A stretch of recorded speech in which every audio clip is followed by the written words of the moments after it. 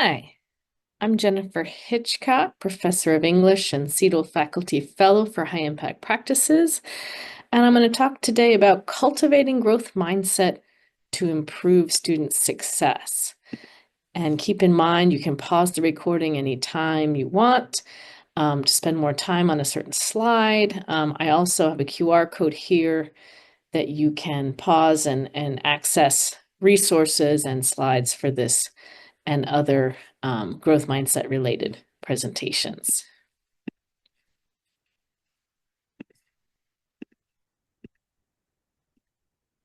So today we're going to look at learning outcomes relating to growth mindset, identify principles of growth mindset versus fixed mindset, discover the benefits of growth mindset for student learning, present and share ideas for promoting growth mindset in courses across disciplines, describe the relationship between metacognition and growth mindset, and discover further resources relating to growth mindset as well.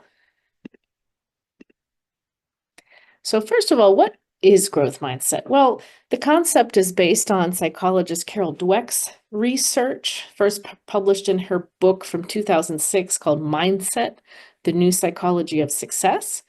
And research from Dweck and others since then shows that students' attitudes about their abilities and intelligence affect their learning and their responses to academic challenges. And again, you can access more of that research through these slides or through the QR code folder I shared earlier. But basically saying that students' attitudes does have an impact. This is not to say that it's also the same for instructors. Instructors' attitudes about students' potential to learn can also impact instruction. So knowing that the science supports that anyone can learn, that neuroplasticity is real, and folks are not limited by innate abilities as much as is commonly thought. So we talk about, you might have heard discussions of growth mindset versus fixed mindset. If you have, you might want to stop and think for a minute about what types of attitudes do you think are common for a growth mindset versus a fixed mindset. You can think about that for yourself or other things you've heard.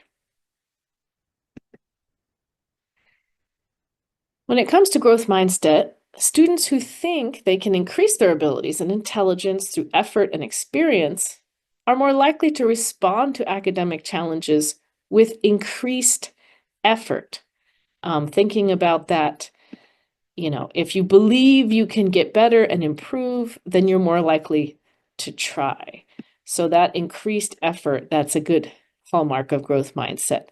These students are also more likely to seek out feedback and experiment with new strategies for learning because they, have that attitude helps them have faith that they can learn and improve, that they're not limited by some innate abilities. This also, students with a growth mindset tend to set goals for mastering disciplinary content, and they're more likely to seek out challenging tasks to help them acquire and develop new skills. And we'll talk in a minute about the contrast with fixed mindset in these ways. Here's an infographic that you can also access this through the slides. Some of these infographics, if you want to use them in your class, is also available in the Faculty Hub in Module 3 on Teaching Excellence. There's a growth mindset page that includes some videos and infographics. This one is useful because it offers some growth mindset sayings of the alphabet. So, for example, attitude and effort determine how I learn. Challenges help me grow. For R, it's okay to take risks. I don't know how to do this yet. So all the letters of the alphabet here. And again, this can be something helpful to share with students to encourage a growth mindset, the type of self-talk that indicates that.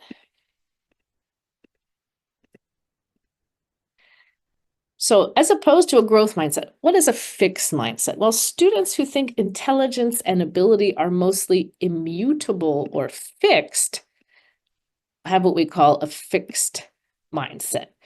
And if you believe that your talents, your abilities are kind of immutable, they're inborn, you're going to respond to failure very differently than someone with a growth mindset. As opposed to seeking out challenges and taking risks, you're going to respond by disengaging, withdrawing, and continuing the same learning methods, even if they're ineffective.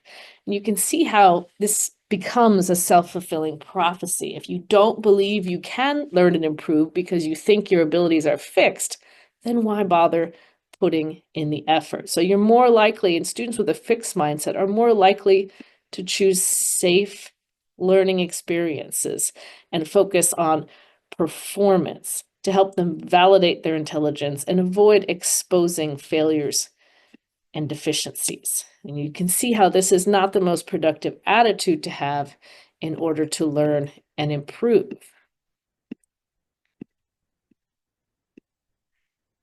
Here's another infographic that can be helpful to share with students to help them think about the difference between growth mindset and fixed mindset. And again, this attitude is important for instructors to think about, to reflect on, to be sure that you're not having a limited view of what your students are capable of. But also instructors can have sometimes a growth or fixed mindset in various areas. So you talk to, folks in the humanities, for example, you often hear them say fixed mindset type attitudes about math or their science or math abilities. I'm just not good at math. Well, to say I'm just not good at math is similar to say if you're, I'm a writing instructor. We have often students, math and writing seem to be up there in the two most common skills that students and a lot of us tend to think are fixed. So I can either write well or I can't. I'm either good at math or I'm not. But the science of learning shows that's not true, that science of learning supports a growth mindset more than a fixed mindset, but it helps to be aware of some of the attitudes that are common. And I sometimes talk with my students about these on the growth mindset side, being I can learn if I want to challenge myself.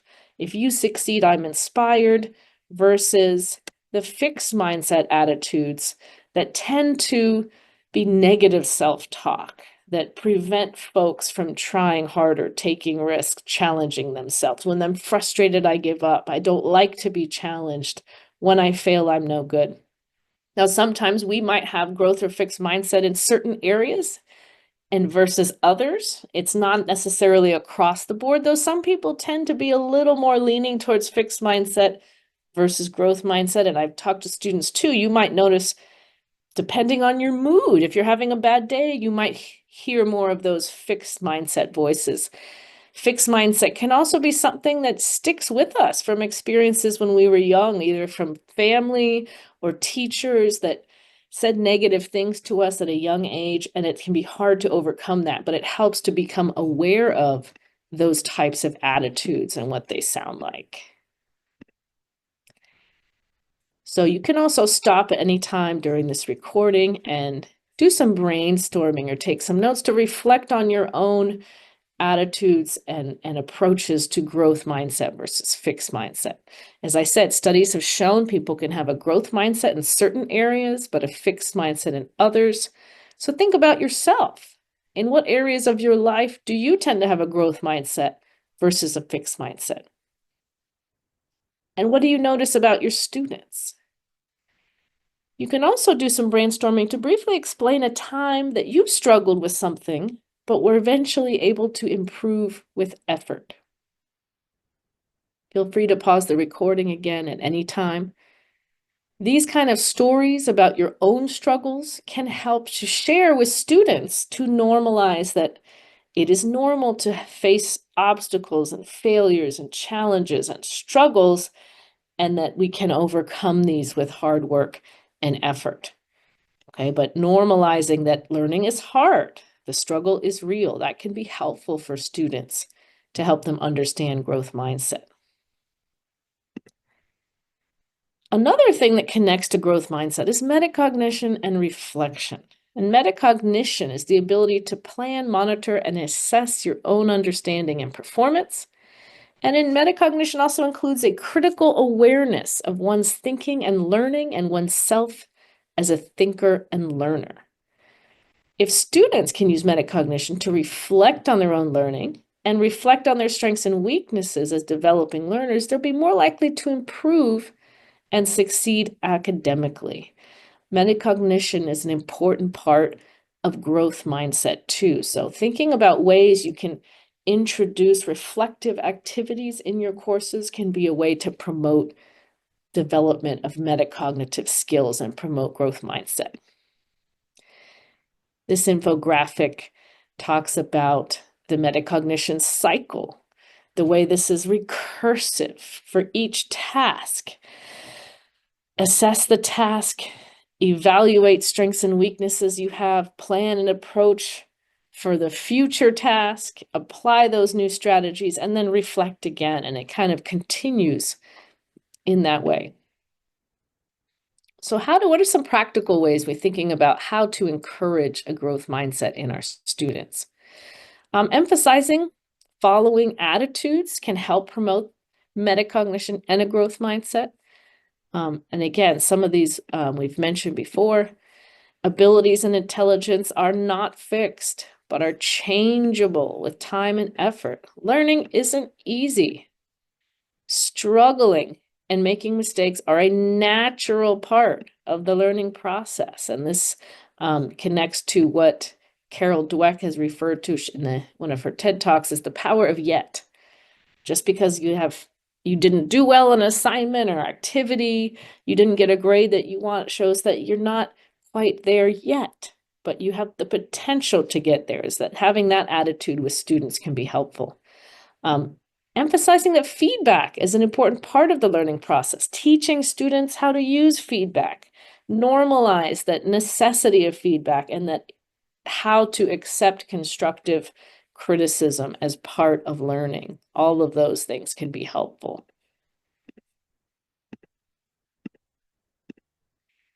Other strategies for promoting growth mindset. Instructor modeling can be helpful too, demonstrating persistence and resilience and sharing those personal stories of struggle and growth I mentioned earlier. That also helps connect with students. They see you as human. It helps build community, but it also helps normalize that it is normal to face failures, that a lot of people who are successful have overcome failures to get there. The difference between successful and not successful is what you do in the face of failure, not that someone never fails. Everyone fails sometimes, but what do you do if, in that situation? Framing feedback as a tool for growth, emphasizing that can also be helpful. And so in addition to instructor modeling, feedback practicing, encouraging effort, praise effort and process rather than inherent ability. Because again, these abilities are things you can grow and acquire over time, not that you're just born being able to do it or not. Revision opportunities or test retake opportunities, those kind of things where allowing students to somehow revise and improve their work can help emphasize the growth mindset too. Other ways for students, providing students with readings on the science of learning or growth mindset can be helpful. Having students develop some kind of mantra for themselves, something to say to themselves, that self-talk when they approach difficult content or assignments. Have students create a plan to help them work through difficulties. And again, like that metacognition connection, have students reflect on what works for them and what doesn't. Additional ways to think about for instructors, you can use surveys to evaluate students' attitudes towards learning mindsets. Use course assignments to help them anticipate challenges and determine methods of overcoming those challenges. Develop intentional course assignments to address failure or falling short of goals. Complete end of course and comprehensive assignments that incorporate learning mindset related questions that allow for deep reflection. And again, I mentioned this earlier, but normalizing the struggle and failure as a normal part of the learning process can be very helpful. to reinforce growth mindset. You can pause here too and think about what types of assignments and activities in your course can help students develop and encourage a growth mindset. Some examples that can relate to various courses across disciplines that emphasize a growth mindset are really those assignments, any assignments that have students show progress and improvement over time. So this could be any type of projects and papers, paper drafts with feedback and opportunities for revision. Low stakes assignments early can help build confidence. Study guides and test retake opportunities. In some courses, portfolios of student work can be helpful. And as I mentioned, reflective assignments can also help to boost metacognitive skills. So think about in your own courses, which assignments do you already teach that might emphasize a growth mindset in these ways? And how could you adjust some of those assignments to emphasize growth mindset more?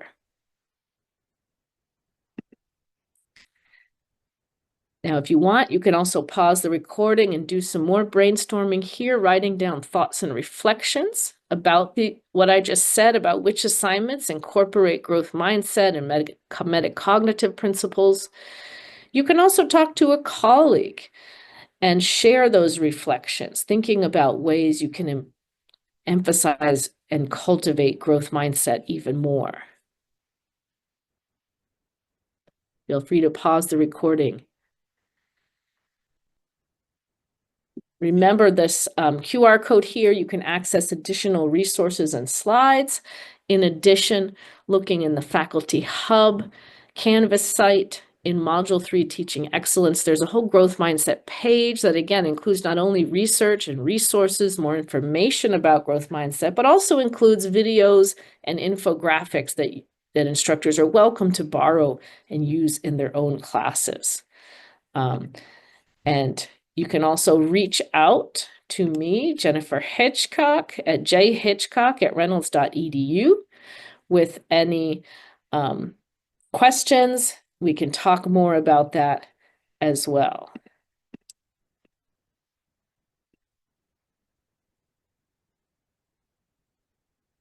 And you're welcome to also complete a brief survey. Thank you so much. And you can also reach out to Seidel at reynolds.edu with additional questions.